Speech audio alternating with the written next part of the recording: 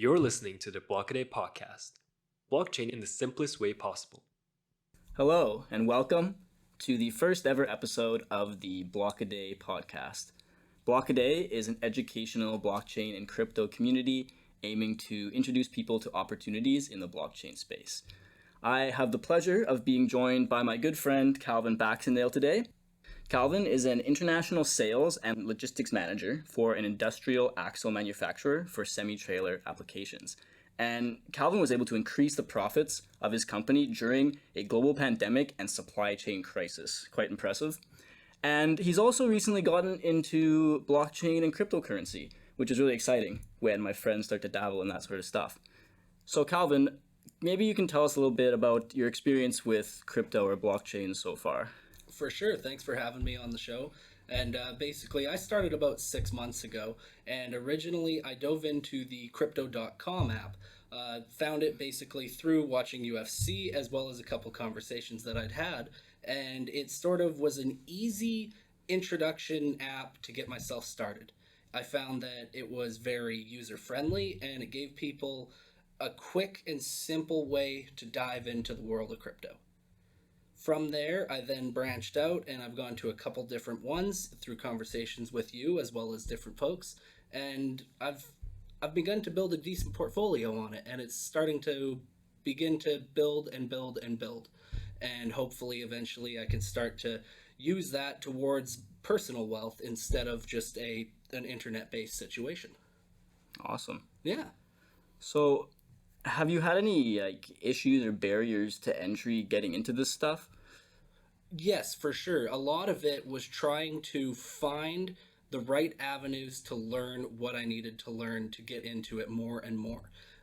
It's always tricky when you're trying to get into something that a lot of people don't understand, and just finding the ways just to get the articles that I needed to was tricky enough. Not knowing the right keywords to search online was another thing. And once I kind of began to find the ways, a lot of it was learned through Reddit. Finding ways with articles where people would send you down the rabbit holes that you go in on the internet, but you end up in the right areas. And then you're able to go through and learn what you need to learn when you can actually find the core value of what you're trying to accomplish. And for myself to even figure out what I was trying to accomplish was tricky. I knew I wanted to gain wealth and gain a portfolio, but didn't exactly know what the end game was. Right. You don't know what you don't know. Yeah. For sure. Okay. Well, first of all, I'd like to say that if you are in a similar situation, come to Blockaday. That's the exact thing that we're trying to do, is try to fill that knowledge gap and, help people get started on their crypto blockchain journey. If you don't know where to go to Blockaday. So I'd imagine there's going to be some people listening to this that might be in a similar boat as you. Do you have any questions that you either still don't know yourself, or maybe when you were first getting in, you kind of struggled to find the answer to, and if someone had beforehand told you about that, would have maybe eased the transition into crypto? Yeah, one of the best examples for that kind of thing is learning about what an actual NFT is and trying to dive into a little bit more than just a simple cryptocurrency coin, getting into things like the NFTs and the separate blockchains and that, as well as the DeFi sort of the gaming and that kind of thing was always a little bit confusing. Right. Yeah. All those topics. Yeah, pretty much. Those are kind of the three core ones that I think a lot of people are going to have questions on, because anyone can go out and you can Google what is crypto, what is Bitcoin, but if you don't know to start looking into these other things, you're going to miss this whole separate section of this lovely internet world that's being created. Right. And you're going to miss the boat on this kind of stuff. For sure. And also, I feel a lot of the time it's kind of gets lost in all the hype, especially with the NFTs, it's a lot about people flipping them to make money, as a short-term investment, really hoping just to make a quick buck, when I think they miss the bigger picture of what this stuff is all about, right? So maybe I could just talk about NFTs a little bit. Oh, for sure. Yeah, so basically, the way I look at it, the most important concept when you're looking at NFTs is digital proof of ownership. So you have this blockchain that is really simply a decentralized distributed ledger. So it's a record of, who owns what of something of value. And instead of it being stored in one single place by one single party controlling it, it is distributed around the world on multiple different computers. And in that way, you don't have to trust one single party to keep this record. So you don't have to get too deep into actually how it works on a technical level, but the main point is because now we have this distributed record of who owns what, that we know is immutable or very difficult to change, so you can rely on it, it's trustworthy. Now we can look at that and record ownership on this distributed ledger, whereas historically it had to be a particular company that held this information. So take like a video game, for example. What's your favorite video game? Oh, right now I'm big into the Dying Light series. Dying Light, okay. Dying Light, does that have like microtransactions or anything you can purchase in the game? Not at this time. It's a new game that came out. But a better one, for example, with that would be just going back to something like Fortnite. Right, Fortnite. So think like a Fortnite skin, for example, or you can buy custom weapons, whatever, all these kind of microtransactions in the game, these cosmetic upgrades.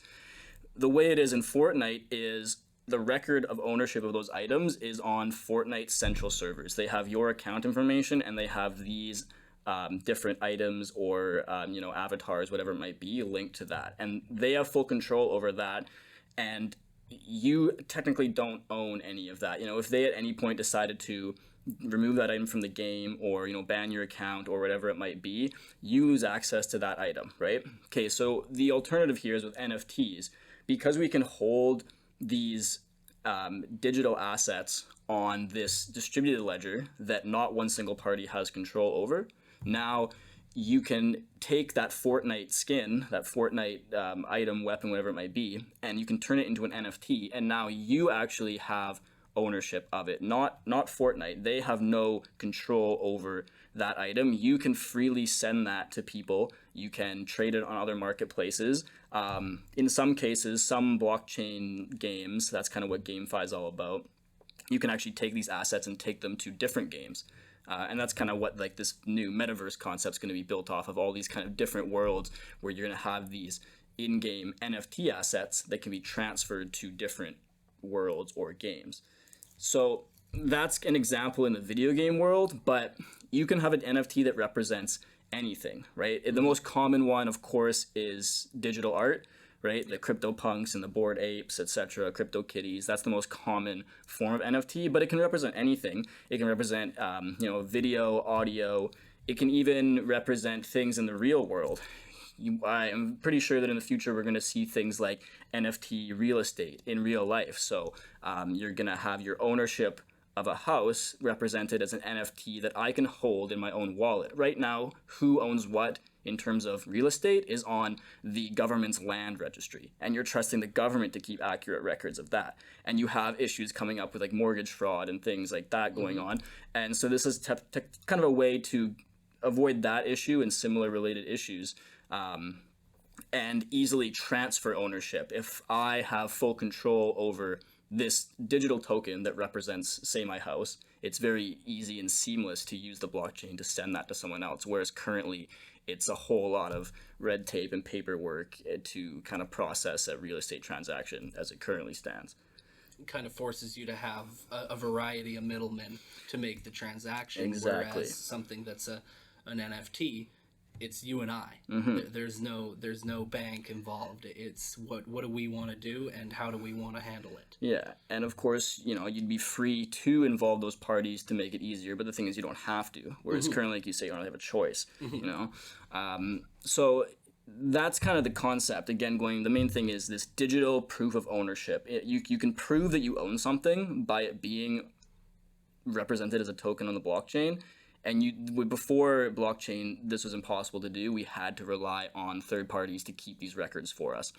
So it's very similar to the concept of, cryptocurrency versus government issued cash, right? Like because the crypto tokens, we actually have like ownership of, whereas cash or cash deposits in a bank account, technically you don't own that. It's just the bank keeps a record of this is what you're technically worth. But at any time, if we lived in a country less nice than Canada, some places where there's some government corruption, you can run into issues of your assets being frozen, or your bank account being closed, or not even being able to get an account in the first place, right? So cryptocurrency is a way to kind of have this self-ownership of your money. And then NFTs now are the exact same concept, but in terms of other assets. Something that's almost visible or hearable, just as audio kind of thing. Like a large portion that I see is these ones where it's different NFL players that are getting into this kind of stuff. You've got NBA guys that are basically turning a highlight dunk into an NFT. Right. And from there, on their own thing that they're already making millions of dollars off of, they're now turning around and putting a simple 13-second clip together and making more and more money off of it. And it's going to continue to stack on top, and people are they'll be able to make money off of something that someone else is already making money off of at the exact same time. And it's going to be, it'll be tricky for people to start to dive into it, I think. And for myself, there's still some unclarity with different things. But once people really get the grasp of it, and some courses and some conversations like this for people to listen to will really bring a lot of people to the community. Right. Because in my opinion, like, this stuff is here to stay. It's going to revolutionize multiple industries, and it's kind of either learn about it now in your own terms, or get forced to. Forced is not a good word, but your industry is going to change, and it's going to incorporate this blockchain NFT stuff. And if you don't take the time to learn it now, you could end up blindsided in the future as your job changes, or your industry is evolving, or you get replaced by something. So that's kind of what we really want to do at Blockaday, right? Is make this stuff easily digestible, because I'm sure even just my little rant about NFTs now, if someone heard that, it might even go over their head a little, because there is still some jargon. It's hard to really boil it down into very simple terms. That's something even I struggle with, right? Now, going back to the conversation there about the NFTs, you talked about the Metaverse and the ability to transfer one item from one game to another. So what you're saying is it would be something as simple as your spec'd out weapon in Call of Duty, being able to transfer it over to, say, Halo, for an example, and having it as a interchangeable within the Metaverse itself. Yeah. And is that kind of a good way to look at it? Yeah, that's one particular example. I'm not sure that well, I mean, like, I will definitely see something like that. Maybe not with those franchises, because it requires them. It requires them. Yeah, they have to actually cooperate. So you have this token. It's just, all the token is you have, like, think of a spreadsheet, and here's your wallet, your account. And then it says, Calvin owns this token, okay? And that's all it says on the blockchain. But then this token is linked to a particular asset, a digital asset. So it might be linked to an in-game video game asset, like a gun, say, in Call of Duty. And the way that works is you will connect your crypto wallet to the game, and then the game will read your wallet and see you own this token, and it will generate that weapon for you in the game, right? Oh, okay. So kind of like downloadable content from a pre-order. Yeah, sure. It's something that's going to show up in the game as soon as you connect your account to it. Yeah, exactly, right? And so but what Call of Duty has to do is they have to have, on their end, they have to say, okay, if you hold that token, then you get this gun in the game, right? So that's kind of something you have to do in there. And then it would require Halo to say, okay, if you hold that same token, you get this gun in our game, right? Oh, so it's not as simple as I have this NFT and I can take it into any game ever, because it depends on the individual games recognizing that token and it loading out as a skin or a weapon or whatever it might be. Okay. Right. So you need the overall companies to buy into the same situation. Right. Okay. So ideally, this future metaverse that we have is going to have a lot of, like, interoperability and collaboration between these different parties who rather than everyone be living in this like silo where these are my assets and these are my assets, and Call of Duty says only people in our game can use our weapons and skins and stuff. If they start working together and say, okay, what if instead we kind of recognize each other's assets, and you said, okay, you can bring this gun into my game if they hold this token. I think where it starts is probably like the avatars. Like, have you seen any of the kind of metaverse videos that Mark Zuckerberg has put out? I've seen a few of them, yeah. Yeah, so the kind of thing is sometimes you have to like create new avatars for new games you go into. Like for each different world, you have to create new avatars. So kind of the idea is, rather than that, you'll have one avatar that's linked to your NFT in your wallet, and then that avatar will load out as your version of yourself in all these different worlds, ideally. And I think we will move towards that point, but it does require a bit of a shift in the mindset of the way these companies are operating, rather than everything for myself, then share the value around, right? Yeah, so you can take a created player from one game that's going to be able to transfer into all the other games. So you're not sitting there for hours trying to create your character every time you dive into a new one. Yeah. As we know, when you get into Skyrim, half the game is just trying to dive in and build what elf you're going to do or whatever you want. But so you're saying within the metaverse, they're looking for a way so that this is your metaverse identity. Mm-hmm. And you can transfer it wherever you're going within the metaverse? Yeah, that's kind of the ideal like outcome. Of course, I can't say for sure what it's going to look like at the end of the day, especially if you have this big, centralized company like Facebook that's really taken the charge to start this whole thing. How much power does Facebook have, and how much are they willing to let other developers kind of bridge their assets together, right? So it's hard to say. There's kind of like these two competing forces, I would say, is this behemoth Facebook trying to build it all themselves. They say they want to be inclusive and collaborative, but who knows? And the other side is you have these decentralized applications, these smaller ones that are starting up like Sandbox and Decentraland, these more like kind of smaller companies that are relying heavily on this open blockchain infrastructure with a very different philosophy, I would say, and kind of that would lead more towards that vision I was just talking about, right? Oh, okay. Yeah. Yeah, now with the, like something like we were talking about the other day, blockchain with the supply chain kind of thing, which is something that eventually is going to transfer directly into my industry.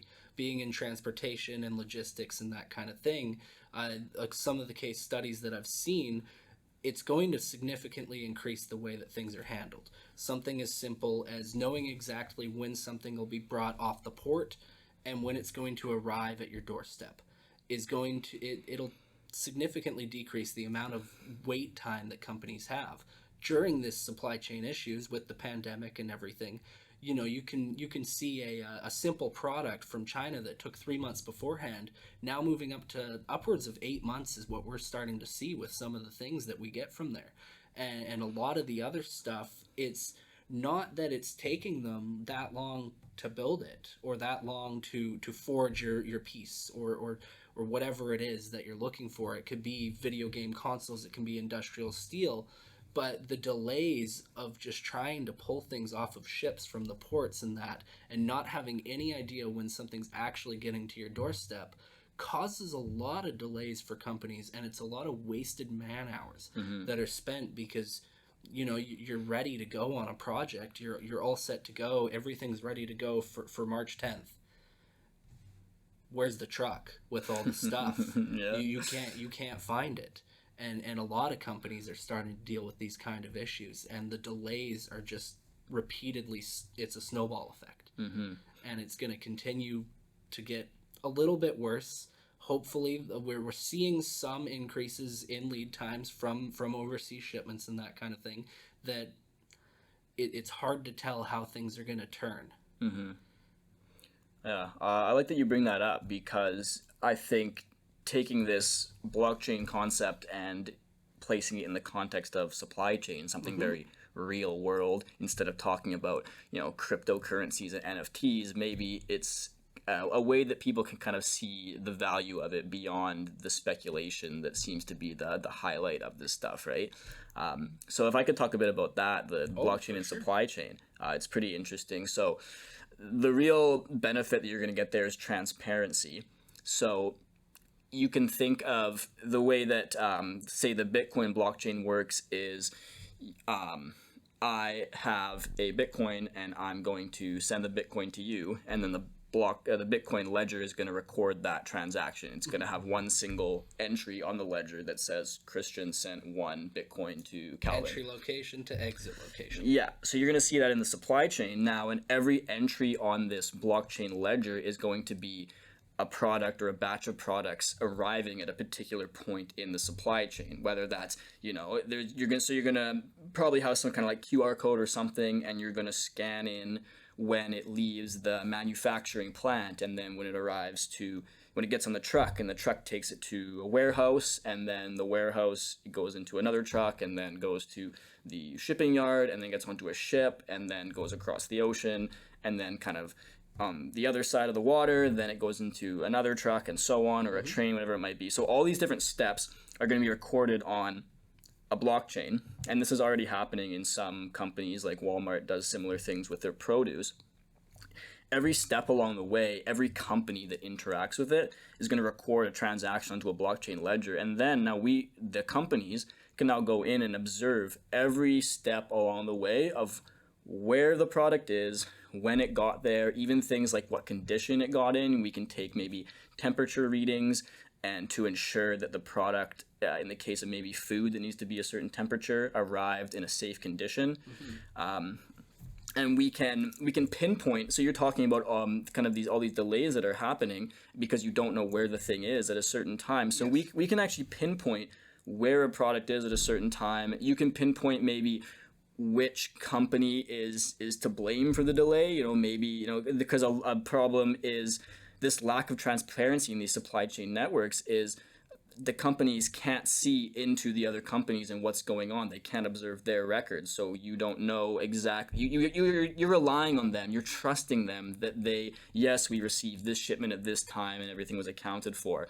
But now, if we can record all of this on the blockchain, we can actually observe it, and it is fully open and transparent, and this whole supply chain can pinpoint these issues and hopefully resolve them quicker. We can also do things like automating payments, so rather than having to chase a guy down to pay you on time for the shipment, you can have it as soon as the shipment is scanned into a particular location. You can execute an automated transaction on the blockchain and say automatically pay in 30 days or whatever your time frame is.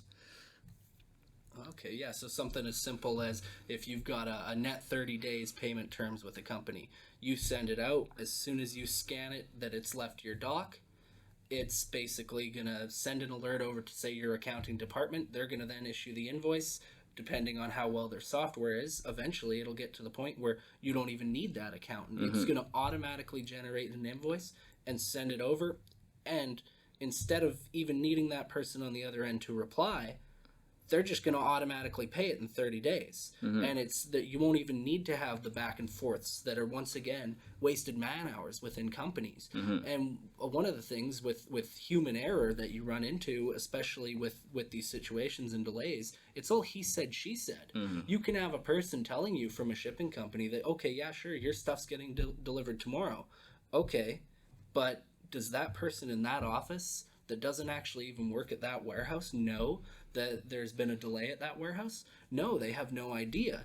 But with the transparency of something going through the blockchain, it's going to allow it to be, oh, okay, well, where is it? Pull up the ledger. Bam, there you know. There it is, exactly. Yeah. You don't even have to talk to anybody. It's just, you can just look up yourself. Oh, there's my product. It'll be here in this many days, assuming there's no other delays, right? Yeah. You're always going to run into things like weather delays and that kind of stuff. And no matter what you do, you can't delay that kind of thing. Here in BC, we saw recently the flooding that shut down some of the highways. Of course. Well, it shut down all of the highways, basically, is what it did. And for ourselves, it was very tricky to get product through that time. In the end, a lot of companies, what they had to do is they had to pay a customs fee to drop ship it down into the States, run it across Washington State, bring it back up through British Columbia.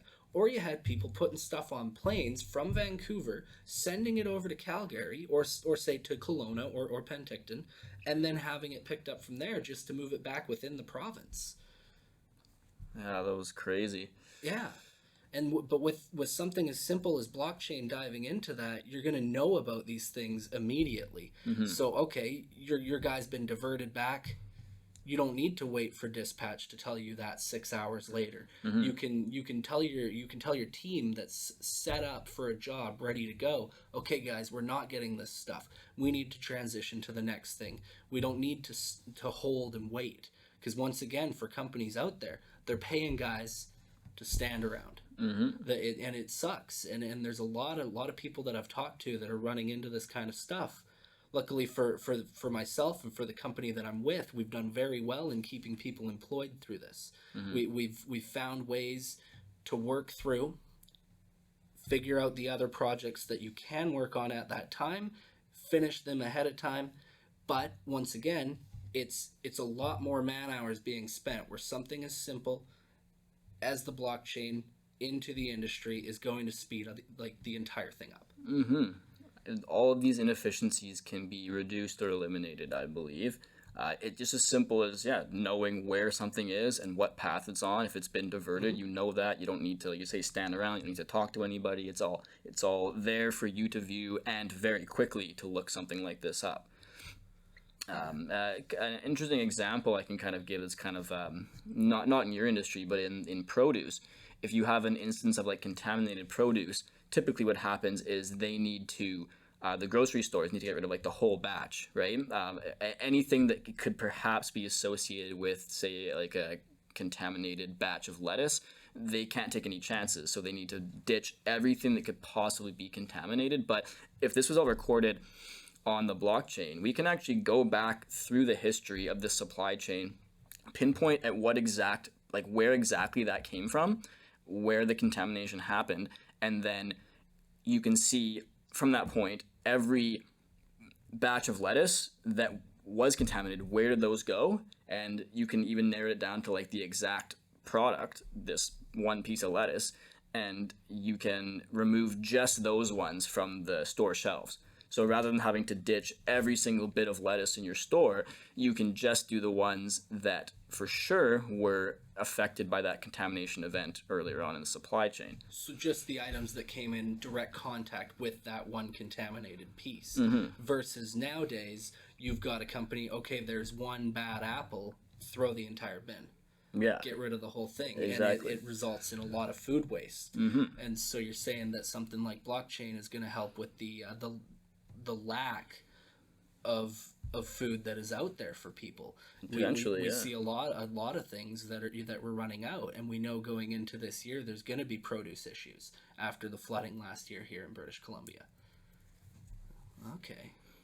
Now with that being said, diving into the blockchain supply chain, who generates this kind of stuff? Who are the people behind this that are going to be the coders that are diving into it? Are these people going to be sort of the ones that are the man behind the screen, or are these going to be people within the company that is trying to get into it? Yeah, that's a great question. So what we're seeing happen is these industry consortiums pop up, which is a bunch of companies in the same industry coming together to explore possible blockchain initiatives. When you have this new system coming up that's going to affect an entire supply chain or an entire industry, you can't have one company kind of in charge of that whole thing. You need to bring a bunch of companies together to let everyone have their say and make sure that everyone wins from this, because ideally everyone can save money, everyone can potentially profit off introducing something like this, because everybody can save money and time and manpower, like all these things we were talking about, but only if the system's implemented in a way that is fair for everyone. So an example, I can't remember the name, but there's this industry consortium in the automotive industry, where companies like Ford, GM, etc., all these car companies, and also parts manufacturers and everyone in that automotive supply chain are coming together into this consortium to think, okay, how can we introduce this blockchain-based supply chain model into our industry to improve the transparency and efficiency and cost savings? And then from there, when you have all these companies together and you figure out kind of the path you're going to take, you are asking about who is actually doing that work. So that could be either people from the companies, but if it's like blockchain development, I'd imagine like Ford probably doesn't have any blockchain developers on their staff. That'd be my guess, right? No, so it'd be outsourced work. Yeah, so you're going to probably see like kind of either consulting or developer firms popping up that are specifically designed to work on these projects. They're going to get a particular group of companies that come to them and say, okay, we think that if we all work together, we can have this blockchain that's going to improve efficiencies across our entire industry. And they're going to help develop the solution. Kind of, the consulting part is actually saying, okay, do you need a blockchain here? Does it make sense to have a blockchain? If yes, okay, what does that look like? What parties do we have to involve? When do we have to involve them? What type of technology do we need? Do we need to have a token? Do we have to involve NFTs? Do we have to have cryptocurrency? What's the development timeline look like? And then you actually go to the coders who build the whole system, and then you've got all your back end and your front end and the actual blockchain developers who are writing the smart contracts that would automate all these processes along the way. Oh, okay. Wow, that's really interesting, the way that it'll have to go through. So you're going to start to see probably startup companies right now that are probably going to be looking for a collective of coders that can then begin to build these contracts to start diving into sort of, I guess, they would meet. You would get a series of coders that would then meet with the consortium of companies. They would then strategize a whole plan, and then it would go from there. And it's kind of going to be a back and forth, like build a first iteration of the product, get a few actors in the supply chain or industry to test it out and see how it's going, and kind of, review, iterate over and over until you get to a working product. And these things are going to take probably decades to get into place, because this technology, it's about shaking up entire systems, right? When you're talking about revolutionizing an entire supply chain, you have to get every company in that supply chain on board. They all have to upgrade their own systems. They have to all have their input. How is this going to work? A big problem is like governance, which is like who has a say in how this blockchain operates, right? Who pays the fees for this blockchain, because it can't be done for free. So all this stuff takes a lot of time, because you're not just introducing a new technology into one company's processes, you're introducing it into everyone's processes, and they all have to be working together, ideally. So you have to design this governance mechanism in a way that incentivizes everyone to play along and help each other out. So you need a collective buy-in from a variety of companies. Yeah, which is always a hard thing to get. Oh, for sure. And with a new kind of technology and that sort of thing, you're going to need to really talk to these companies multiple times. You may get 2 companies that want to come in right away, but you probably need 10, 15, 20 before you can try to put everything together. To get those last 10, 15, 20, are they going to want to wait to see for other examples? There's going to be a lot of people out there that say, I don't think we can buy into this yet. We haven't seen the testing of it. What's an industry you see as diving in and being one of the first that really test the waters of this? Interesting. You talked produce, and we've kind of talked about how it could possibly help with supply chain things and that. But is there any kind of industry that you see that may collectively buy in on this? That's a good question. I mean, one thing potentially would be healthcare.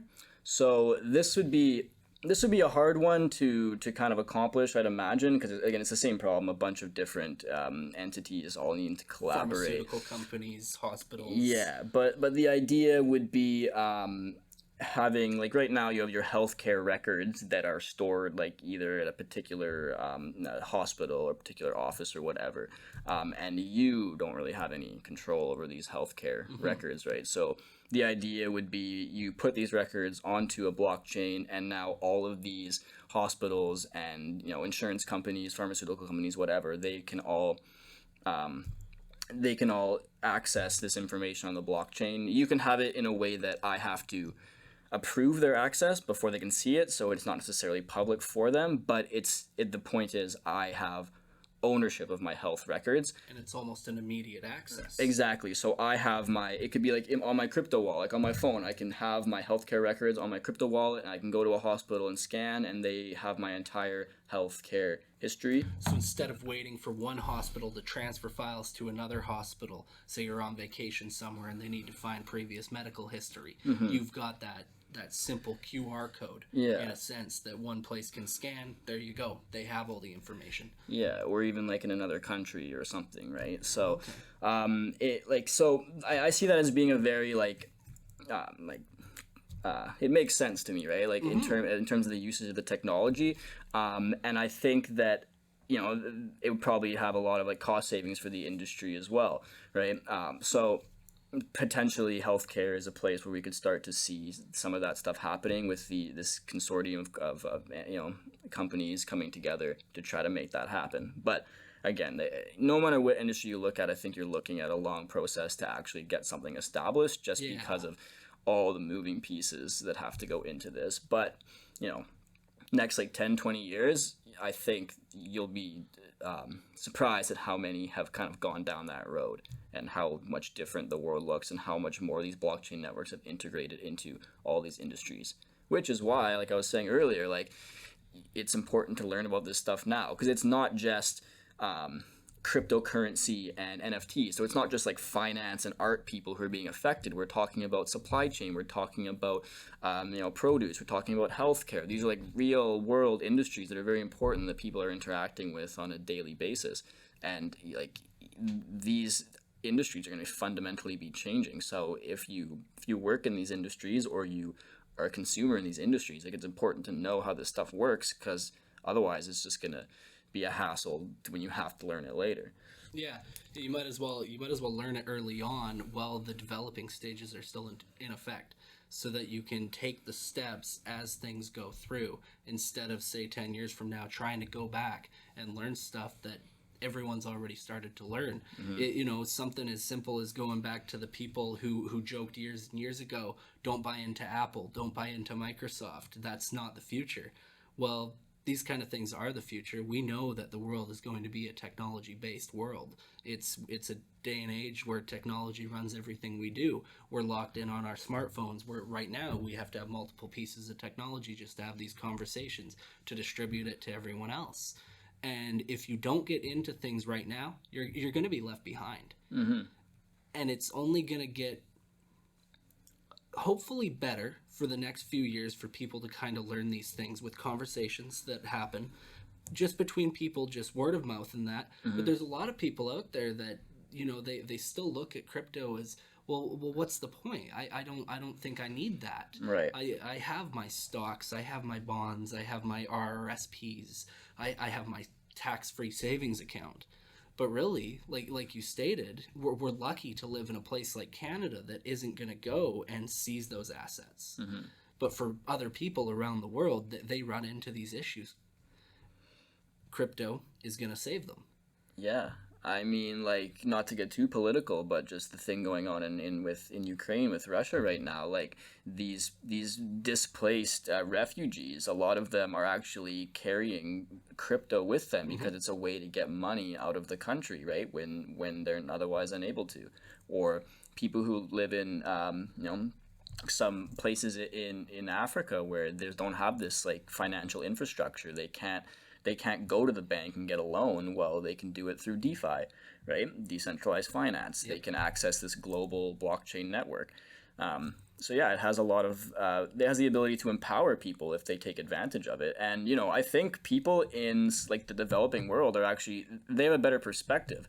I think a lot of the problem is a lot of people here, they don't have that perspective, so they struggle to understand how it has any value. But if they lived somewhere else, maybe it'd be different. It's one of the luxuries we have, where your tax-free savings account or your simple RRSPs, it may be well enough what you need. You may not need more down the line, but a lot of places in the world, they need these secondary avenues to take. Now, when you talk about the decentralized finance, the DeFi, when you're talking about loans and that kind of thing, can you dive into that a little more? Because I feel like a lot of people out there, they don't know that there's secondary ways to get a loan or that kind of thing, where it's a very new topic to myself as well, and I think I could learn a bit from you. Sure, happy to.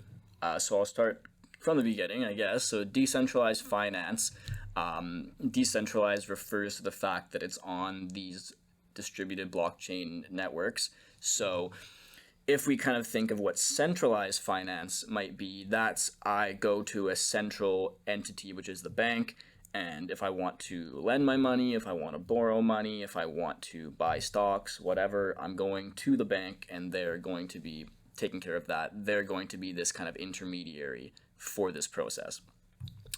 Decentralized finance, on the other hand, is we can do it almost peer-to-peer. So it's not necessarily me lending money to you over the blockchain, but it's more like anyone in the world can access these DeFi platforms, and it's going to have this big pool of money that is controlled by these smart contracts. So it's kind of like an algorithm, or like a robot, like a robot broker, if you will, that has this big pool of money, and I can go to it and I can lend my money to increase the pool and get some like interest back, or I can borrow money from this pool and pay interest. But the important thing is, I'm not going to a bank. All these people around the world are kind of lending and borrowing from each other with this kind of technology in the middle, rather than these banks. So that's kind of the gist of it.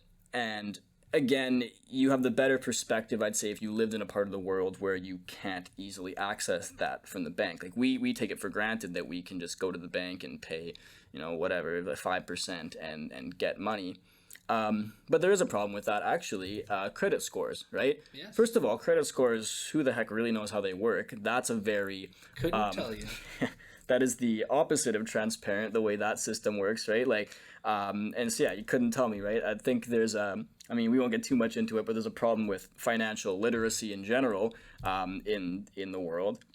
But the credit score is something that's very hard to understand, why you have a particular score and how it's going to affect your ability to get loans, right? And then if you have a bad credit score because something happened in your life, you had an illness where you couldn't work and you racked up a lot of debt, and now no one's going to give you a loan anymore, and you can't escape that because it's attached to your identity, right? But with DeFi, all I am is I'm a crypto wallet address. I'm basically anonymous. Letters and numbers. Yeah, and I can go, no matter where I am in the world, I can go to these DeFi protocols and I can lend and borrow money. And there is no credit score that's involved, right? Because there's no centralized system that's tracking that sort of thing. So it does have the ability to empower some people who either kind of fell on hard times, or they live in a part of the world where it's difficult to even access those type of things. And there's a lot of other stuff going on in DeFi, right? There's we could spend hours and hours talking about kind of all the ins and outs of it, but the main thing is you take these traditional financial functions, trading, lending, borrowing, payments, etc., and you do it through a blockchain so that we can do it peer-to-peer. We can remove expensive middlemen, we can get better deals, we can earn better returns, and we can avoid being kind of controlled by these third parties that have so much power over us. Okay. Yeah, and a great example of going into these different blockchains and that kind of thing would be right back to an event that you hosted yourself a few weeks ago and put out an excellent YouTube video for people to go and learn. We'll throw a link in here for some people to dive into that kind of thing, because for myself during the conversation during your presentation, there was a few things that I got lost on. And so what you've been trying to do yourself is come up with these videos that people can go back through and kind of watch someone go and do the actual steps versus going onto Google and seeing a bunch of people on Reddit that tell you click here, click there. We're trying to give people the tools to go through. It's learning by doing, right? Yeah. So I'm a real visual learner myself. I've never been one of those people who can learn by someone just drilling information into your brain via words. Yeah, I could sit here and I could go off about DeFi for hours and hours, and it might not click, but I can spend 10 minutes and I can show you how quickly and seamlessly I can move money between these different protocols and access all these different financial functions. I don't have to call the bank or anything like that. I don't need to deal with a credit card company. I don't need to deal with 7 layers of intermediaries between each financial transaction. I don't have to do it Monday to Friday, 9 to 5. Any time of the day, anywhere in the world, I can do finance. And I think that is very powerful, To be able to work outside of the Monday to Friday 9 to 5, for a lot of people, myself included, it's extremely beneficial. To try to work around the bank schedule is one of the most ridiculous things that people in today's day and age have to deal with. If we're all expected to work 40 hours a week and the bank is only open 40 hours a week, well, 90% of the people out there, it's the exact same time. So how are you ever supposed to go and meet with the bank people to try to do these kind of things? Whereas with crypto, it can be 2 in the morning, it can be 4 in the morning, 6 in the morning, whatever it is. If you need to send someone some money or get some money from someone, it's done. Now, of course, we have e-transfer out there for people, but not everyone has that. Yeah, and then of course to access e-transfer you have to have access to a bank account, which again we take for granted in this part of the world, but it's not the case everywhere else, right? Yeah. Okay. Well, what else would you like to touch on? That's a good question. So kind of at the beginning I was talking about the kind of this knowledge gap and people struggling to even you said to yourself, like, you don't know what you don't know, right? So is there anything you would either like kind of recommend to people, or any like questions that you would kind of like some clarity on, that someone who is maybe listening or watching this, if they were to hear that, it would kind of expedite the process that you went through? Let me think for a sec on that. I guess there's kind of a variety of things that I'm definitely still not 100% sure on, and that. But once again, it's one of those things where when you host these events, we're going to be able to see someone physically do it. So I think for a lot of people, they need to hop on to the Blockaday event. It's a great avenue. It's a great group of people, and if you need to ask questions in there, no stupid questions. It's one of those things where we want people to learn, and we want to help people learn. Even my own father, who has been a long-term stocks and bonds and mutual funds and all the standard investment portfolio stuff, he's phoning me up every week. All right, how the hell do I do this? Like, I gotta dive into things, and he knows, and he's a very, very old school guy, but he's coming around to that this is where we need to go. Yeah. So how do we get people to, say, attend these types of events? You think if someone was in your position where you were, say, a few months ago, just picking this stuff up, and then maybe an event like this would have helped expedite the learning process, how do you get people to, get off their butts and go and actually attend these events, or get out there and learn it? Social media, and getting it spread around there. Everyone is locked to their phone. Right. Everyone's staring at a screen for half the day kind of thing. As soon as you get off work, as soon as you get on to break, you go on to lunch, you're opening up your phone and you're sitting there and you're staring at it. And so getting people to begin to share these events and put it out there, as well as a good one is something as simple as there are the Reddit lives, those kind of things that it really gets broadcast to a lot of people. It's a simple way to spread it and spread the word to millions. We just need to find sort of the niche market of those people. Like, for example, your father, would he attend a Reddit live? I guess that's a good point. How do we reach him, your dad, you know? Yeah, how do you reach a guy like him? Really, I think a guy like him, you need it to be something like a podcast like this. Something that he can just sort of sit down whenever. He doesn't have to have a set time. Because, you know, hey, Thursday nights, he's got to watch football. He's got to do this. He's got to do that. But you give a guy a video that he can go and just watch, or maybe an interactive app for people. Something like that would really be able to benefit people. Where you can go in and almost a fake blockchain in a sense, or a fake way where you could have something that you don't have to worry about an investment right away. It's just something you can go and do the steps, or find ways where it's a cheap, simple alternative for people to go, so that they can play around with a couple of dollars to figure out the base level of things. And then once they get the grasp of it, it's sort of a free or low buy-in. Then they can move to these other apps, where then they can start to, once you have an idea of it, almost all the websites, they try to follow a similar format. It's sort of, it's going to start at the top left of the screen. You're going to work your way through. And to get those kind of things into different generations, it makes it simple. The simplicity of things is where you'll get those people that can buy in. But going back to the social media thing, it's going to draw in the younger crowd. You don't have a 65-year-old retiree sitting there on TikTok watching crypto stuff. Yeah, you never know, but well, you never know. Hey, if there are, hey, give us a shout. We'd love to talk to you, kind of thing. Like, yeah. But yeah, no, that's a good point. How do you get the people to buy in? I think that's something that I'd have to think on a little more. Yeah.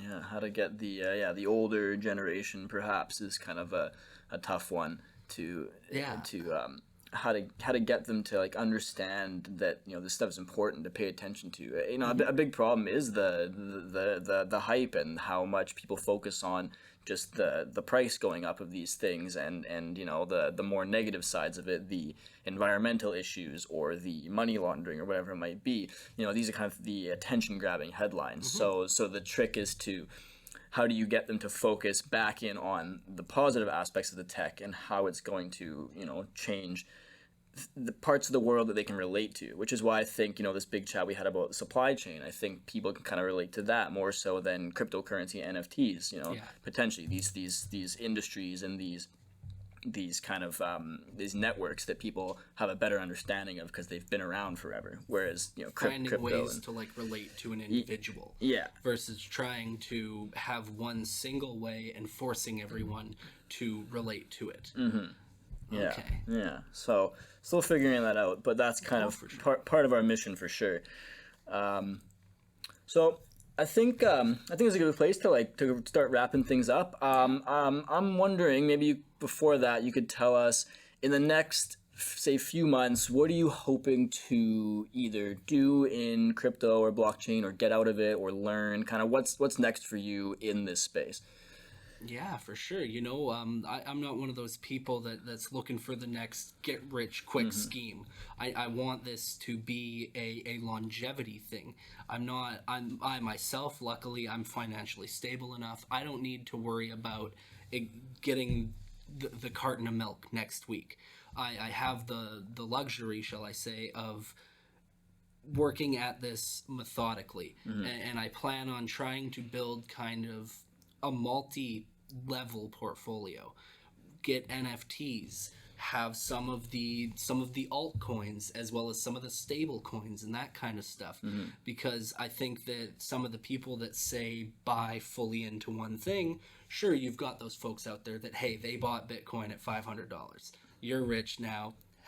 Heck yeah, man. You that's awesome. Great for you. Yeah. But for a lot of these other people, if you don't catch that one right at the beginning, if you don't see the light for that one immediately, you got to kind of go and build yourself up without kind of just randomly doing things, and I'm definitely myself, I'll be doing a lot of research into things over the next few months. I've spent quite a bit of my personal time diving into different articles and that sort of thing, because I want to learn, and I want to eventually get to the point where I've learned enough that I can help teach people. I've never been a great teacher, but I think with something like this, where once again, finding that relatable topic with someone is a great way to get more people involved. Just getting the foot in the door for some people is all it's going to take. Once they get that first bit in there, they're going to be in. Yeah. Awesome. Excited to see where we go from here. Yeah, well, me as well. Thanks so much, Calvin. Really appreciate you coming on. Thank you, Christian. Oh, it was awesome. Yeah, so thanks for tuning in to the first episode of the Blockaday podcast. Please like and subscribe, or whatever you do with podcasts. Follow us on social media and join our Discord community. We'd love to have a chat with you. See you soon. Perfect, man. Hey. Nice. What do you think? There you go. Thank you so much for tuning in to this episode, and make sure to subscribe to our podcast and join our Discord for more content.